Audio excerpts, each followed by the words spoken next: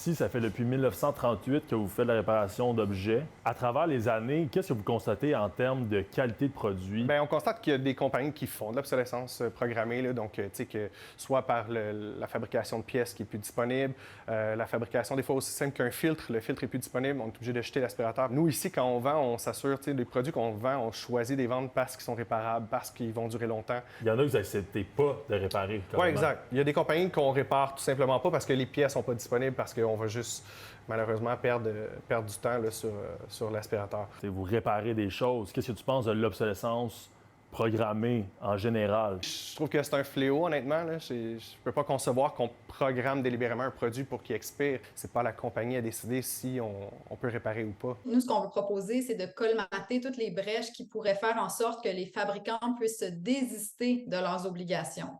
Pour les appareils qui ont des composantes électroniques, ce qu'on propose aussi, c'est d'avoir accès aux versions précédentes des logiciels d'exploitation parce qu'on sait certains appareils, des fois, on ne peut plus trop bien les utiliser parce qu'on a fait une mise à jour et qu'elle est trop lourde pour un appareil qui est un peu plus vieux. La durée de disponibilité des pièces de rechange et des services de réparation, on dit que ça devrait être supérieur aux durées de vie qu'on considère raisonnables des appareils ou de la durée là, de la garantie de bon fonctionnement, qui est une nouvelle garantie qui est définie dans la loi. Un des éléments manquants dans le projet de loi, c'est l'indice de durabilité. Donc oui, on trouve que c'est très important d'avoir des biens qui sont réparables, mais on veut aussi qu'ils durent plus longtemps. Comme il y a plusieurs projets de loi aussi en ce sens aux États-Unis, même certains ont été adoptés, donc on veut atteindre un point de bascule aussi en Amérique du Nord et on pense que le Québec peut y contribuer avec le projet de loi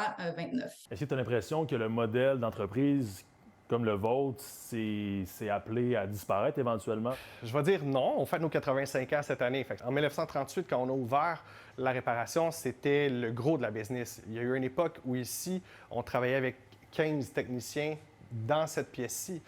Aujourd'hui, j'ai 4 techniciens. Si ça continue à être de moins en moins réparable, ça va affecter un jour.